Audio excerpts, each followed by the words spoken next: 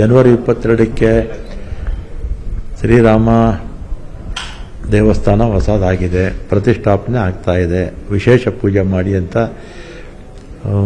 ಎಲ್ಲ ಸರ್ವಜನರಿಗೂ ಕೂಡ ಒಳ್ಳೆಯದಾಗಲಿ ಅಂಥೇಳಿ ಅವತ್ತು ಶ್ರೀರಾಮನ ಆಶೀರ್ವಾದ ಎಲ್ಲರ ಮೇಲೂ ಇರಲಿ ಅಂಥೇಳಿ ವಿಶೇಷ ಪೂಜೆ ಮಾಡಿ ಅಂತ ಸರ್ಕ್ಯುಲರ್ ಹೋಗಿದೆ. ಅದೇ ರೀತಿ ಮಾಡ್ತಾರೆ. ಅವ್ರಿಗೂ ನಮಗೇನು ಸಂಬಂಧ? BJP ಅವ್ರ ಮಾತು ಕೇಳ್ಕೊಂಡು ನಾವು ಪೂಜೆ ಮಾಡಿ ಅಂತ ಹೇಳ್ತೀವ? ಶ್ರೀರಾಮ 5,500 ವರ್ಷಕ್ಕೆ ಮುಂಚೆ ಹುಟ್ಟಿರ್ತಕ್ಕಂಥದ್ದು. ರಾಮಾಯಣ ನಡೆದಂಥ ಸಂದರ್ಭ ಅಂದಾಜು 5,500 ವರ್ಷ ಅಂತ ಹೇಳ್ತಾರೆ.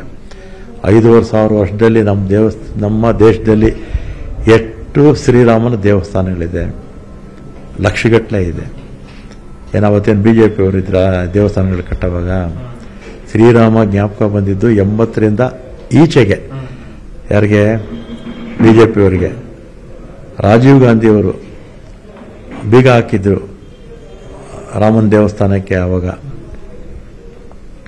ಆಗೆಲ್ಲ ಡಿಸ್ಪ್ಯೂಟ್ ಇತ್ತಲ್ಲ, ಆಗ ಅದನ್ನು ತೆಗೆಸೋದಕ್ಕೆ ಅನುಮತಿ ಕೊಟ್ಟಿದ್ದು ಮತ್ತು ಪೂಜೆಗೆ ಅನುಮತಿ ಕೊಟ್ಟಿದ್ದು ರಾಜೀವ್ ಗಾಂಧಿಯವರು. ಆಮೇಲೆ BJP ಅವರು ಇದನ್ನು ರಾಜಕೀಯವಾಗಿ ಬಳಸ್ಕೊಂಡ್ರು. ಆಗ ಆ ಕಾಲದಲ್ಲಿ ಇವರು ನಮ್ಮ ಅದ್ವಾನಿಯವರು, ಆಮೇಲೆ ಮುರಳಿ ಮನೋಹರ್ ಜೋಶಿಯವರು, ಅವರೆಲ್ಲ ಕೂಡ ಪ್ರಮುಖರು.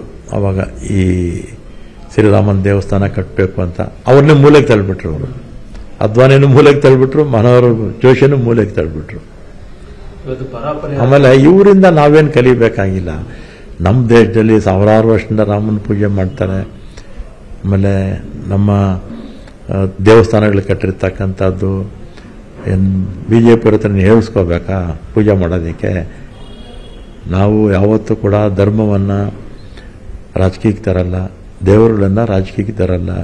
BJP ಅವರು ಬೇಳೆಕಾಳು ಬೇಯಿಸ್ಕೊಳ್ಳೋಕ್ಕೆ ರಾಮನನ್ನು ತರ್ತಾರೆ, ಧರ್ಮವನ್ನು ತರ್ತಾರೆ. ಅವರಿಂದ ಏನು ಹೇಳಿಸ್ಕೋಬೇಕಾಗಿಲ್ಲ. ಇನ್ನು ನಮ್ಮಿಂದ ಅವರು ಕಲಿಬೇಕು BJP ಅವರು. ಬರ ಪರಿಹಾರ ಬಿಡುಗಡೆ ಮಾಡಿಲ್ಲ, ಮುಲ್ಲಗಳಿಗೆ 1,000 ಕೋಟಿ ಬಿಡುಗಡೆ ಮಾಡ್ತಾರೆ. ಈಗ ಪರಿಹಾರ 100 ಕೋಟಿ ಬಿಡುಗಡೆ ಮಾಡಿದ್ದಾರೆ.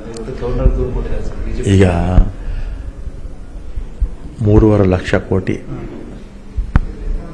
1,000 ಕೋಟಿ ಮೈನಾರಿಟೀಸ್ ಕೊಟ್ಟಿದ್ದಾರೆ. ಇನ್ನು 3,49,000 ಕೋಟಿ ಯಾರಿಗೆ ಸೇರುತ್ತೆ? 3.5 ಲಕ್ಷ ಕೋಟಿನಲ್ಲಿ 1,000 ಕೋಟಿ ಮೈನಾರಿಟೀಸ್ ಕೊಡ್ತಾರೆ ಅಲ್ವಾ ಅವ್ರು ಹೇಳೋದು. ಇನ್ನು 3,49,000 ಕೋಟಿ ಯಾರಿಗೆ ಸೇರುತ್ತೆ? 6.5 ಕೋಟಿ ಜನಕ್ಕೆ ಸೇರುತ್ತೆ. ಬಿಡುಗಡೆ ಮಾಡಿಲ್ಲ 100 ಕೋಟಿನ ಸಾಕ. ನಾವಿದ್ದಾಗ ವಿತಿನ್ 1 ತಿಂಗಳಲ್ಲಿ DBT ಮುಖಾಂತರವಾಗಿ ಹಣ ಸಂದಾಯ ಮಾಡಿದ್ವಿ. ಇವರು ನಯ ಪೈಸೆ ಕೊಟ್ಟಿಲ್ಲ ರೈತರಿಗೆ ಅಂತ ಇವತ್ತು ಗವರ್ನರ್ ದೂರು ಕೊಟ್ಟಿದ್ದಾರೆ ಸರ್. ಈಗ ಅವರಿಗೆ ವಿರೋಧ ಪಕ್ಷದ ನಾಯಕರು BJPನಲ್ಲಿರ್ತಕ್ಕಂಥವ್ರಿಗೆ ತಿಳುವಳಿಕೆ ಕಡಿಮೆ.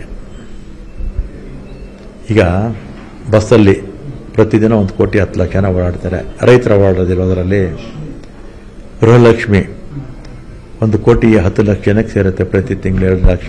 ಅದರಲ್ಲಿ ರೈತರಿಲ್ವಾ? ಭಾಗ್ಯಜ್ಯೋತಿ, ಗೃಹಜ್ಯೋತಿ, ಅದರಲ್ಲಿ ರೈತರಿಲ್ವಾ? ನಾವು ಅಕ್ಕಿ 172 ರೂಪಾಯಿ ಕೊಡ್ತೀವಿ ತಲೆಗೆ, ಅದರಲ್ಲಿ ರೈತರಿಲ್ವಾ? ಇದೆಲ್ಲ ರೈತರಿಗೆ ಸೇರೋದು. ಅವರು ರಾಜಕಾರಣ ಮಾಡ್ತಾರೆ ಅಷ್ಟೇ. ಇವ್ರ ಕಾಲದಲ್ಲಿ ನಾವು ನೋಡಿಲ್ವಾ 40% ಭ್ರಷ್ಟಾಚಾರ, ಸ್ವಜನ ಪಕ್ಷಪಾತ. ಇವ್ರ ಕಾಲದಲ್ಲಿ ಆಗಿರ್ತಕ್ಕಂಥ ಹಗರಣಗಳು 1-2 ಬರೀ ಹಗರಣಗಳೇ ಇವ್ರ ಪೀರಿಯಡಲ್ಲಿ. ನಮಗೆ ನೀತಿ ಹೇಳೋಕೆ ಬರ್ತಾರೆ BJP ಅವರು. ಕನ್ನಡಿಗರ ನೆಚ್ಚಿನ ನ್ಯೂಸ್ 18 ಕನ್ನಡ ಈಗ ವಾಟ್ಸ್ಆಪ್ನಲ್ಲೂ ಲಭ್ಯ. ಕರ್ನಾಟಕ, ದೇಶ ವಿದೇಶಗಳ 360 ಡಿಗ್ರಿ ಸುದ್ದಿಯ ವಿವರಗಳನ್ನ ನಿಮ್ಮ ಕೈ ಬೆರಳುಗಳಲ್ಲೇ ಪಡಿಲಿಕ್ಕೆ ಈ QR ಕೋಡ್ ಅನ್ನ ಸ್ಕ್ಯಾನ್ ಮಾಡಿ, ನಮ್ಮ ಚಾನಲ್ ಫಾಲೋ ಮಾಡಿ, ನೋಟಿಫಿಕೇಶನ್ ಆನ್ ಮಾಡಿ.